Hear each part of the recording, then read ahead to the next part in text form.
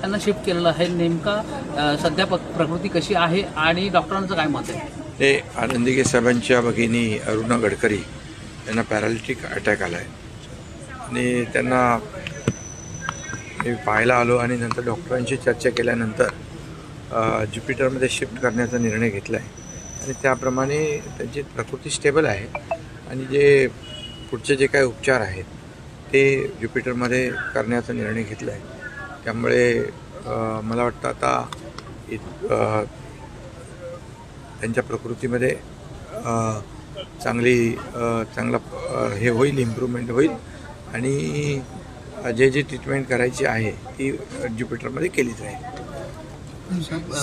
गेले तास दीड तास झाला या विषयावरती आपण डॉक्टरांशी चर्चा केली, डॉक्टरांचं काय मत आहे? नाही, मीटिंग झाली डॉक्टरांच्या बरोबर आणि ठरलं की बाबा आपण ज्युपिटरमध्ये शिफ्ट करू। तिथे सगळ्या इक्विपमेंट, सगळ्या ट्रीटमेंट्स, या सगळ्या MRI असेल, मग तिथे सगळं इन हाऊस आहे, त्यामुळे आपल्याला ट्रीटमेंटसाठी ते जादा बरं पडेल आणि त्यासाठीच निर्णय घेतला आपण शिफ्टिंगचा।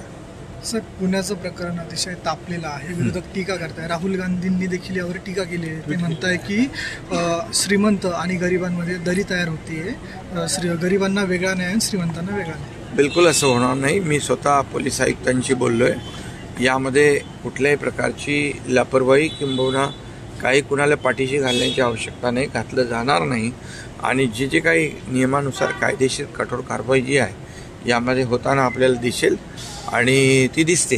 त्यामुळे कुठल्याही परिस्थितीमध्ये कायदा सुव्यवस्था राखण्याचं काम पोलिसांचं आहे, त्याप्रमाणे मी आयुक्तांना सूचना दिलेल्या आहेत, निर्देश दिलेले आहेत। सर, काल 5 टप्प्याचे मतदान झालं, त्यामध्ये काही ठिकाणी गैरसोय झालेली आहे लोकांची आणि कमी मतदान देखील झालेलं आहे। तुम्ही आदेश दिलेले आहेत की अशा प्रकारच्या भविष्यामध्ये होऊ नये, काय नेमके आदेश दिलेले आहेत आणि काय पुढे उपाययोजना? मी स्वतःच आपले राज्याचे मुख्य सचिव यांना सूचना दिलेल्या आहेत की निवडणूक विभाग जो आहे राज्याचा, त्याला ज्या काही गाईडलाईन्स आहेत या गाईडलाईनप्रमाणे मग उन्हासाठी थोडी सावली असेल, पिण्याचं पाणी असेल, ज्येष्ठांना बसायसाठी काही खुर्चीची व्यवस्था असेल आणि ज्या रांगा लांब लांब लागल्या त्याच्यामध्ये जे काही मतदानाची प्रक्रिया जी आहे ती अधिक वेगाने होण्याची आवश्यकता असते।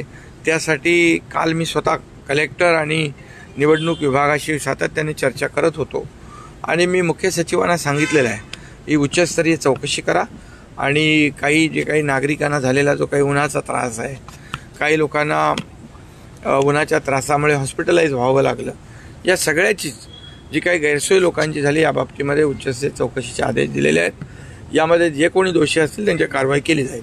साहेब, काही वेळापूर्वी राज्यामध्ये अनेक ठिकाणी अवकाळी पाऊस देखील झाला आहे, बऱ्याच ठिकाणी भुईमुगाचं नुकसान झालेलं आहे, शेतकऱ्यांचं मोठ्या प्रमाणात नुकसान झालं आहे, त्याबद्दल काय उपाययोजना करणार आहे? मी ऑलरेडी सगळ्या सूचना जिल्हाधिकारी, डिव्हिजनल कमिशनर आणि मुख्य सचिवांना दिलेल्या आहेत।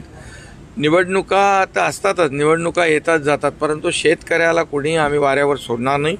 ज्या ज्या ठिकाणी नुकसान झाले, अतिवृष्टी गारपीट झाले, त्याचे पंचनामे युद्धपातळीवर करण्याच्या सूचना दिल्या आहेत, त्यांना नुकसान भरपाई देण्याच्या सूचना दिल्या आहेत। त्याचबरोबर ज्या ठिकाणी चाऱ्याची आवश्यकता आहे, चारा तुटवडा आहे, पिण्याच्या पाण्याची तुटवडा आहे, जनावरांच्या पाण्याचा तुटवडा आहे, या सगळ्याचा आढावा घ्यायला मी सांगितलेला आहे आणि कुठेही पाणी आणि चारा कमी पडता कामा नये अशा सक्त सूचना मी संबंधितांना दिल्यात।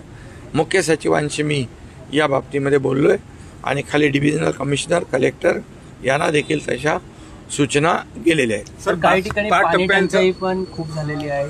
पाणी टंचाई ठिकाणी कुठेही पाणी कमी पडणार नाही, तिथे टँकर कमी असतील तिथे वाढवण्याच्या सूचना दिल्यात। चारा छावण्या आहेत किंवा चारा जिथे कमी असेल जनावरांचा तो देखील त्याची पूर्तता करण्याच्या सूचना दिल्यात। कुठेही सरकारच्या वतीने कुठेही कमी पडता कामा नये। शेवटी शेतकरी आहे, मायबाप आहे आपला आणि त्याच्या मागं नेहमी सरकार उभं राहिलेलं आहे। सरकार शेतकऱ्याला वारंवार सोडणार नाही। सर, 5 टप्प्याच्या निवडणुका झालेल्या आहेत, काय रिव्ह्यू आला असेल युतीच्या माध्यमातून? कारण की आज दिवसभर रिव्ह्यू सुरू होता, काय सांगायला त्याच्याबद्दल? मी सांगतो, पुन्हा एकदा केंद्रात मोदी सरकार येईल आणि राज्यामध्ये गेल्या वेळच्यापेक्षा जास्त जागा येतील. साहेब, राज्य सरकारची संपूर्ण यंत्रणा जी आहे निवडणुकीच्या कामामध्ये व्यस्त असल्यामुळे अनेक ठिकाणी शेतकऱ्यांना जो पंचनामे आहेत या विविध गोष्टींसाठी वेळ मिळत नाहीये. असं नाही, शेतकऱ्यांना पंचनामे असतील, कुठे चारा छावण्या कमी असतील किंवा चारा कमी असेल, पिण्याचं पाणी कमी असेल, इथे कुठंही दिरंगाई होणार नाही अशा प्रकारच्या सूचना दिलेल्या आहेत. त्यामुळे निवडणुका जरी असल्या तरी सुद्धा पंचनामे आणि हे चारा आणि पाणी कुठेही कमी पडू दिलं जाणार नाही.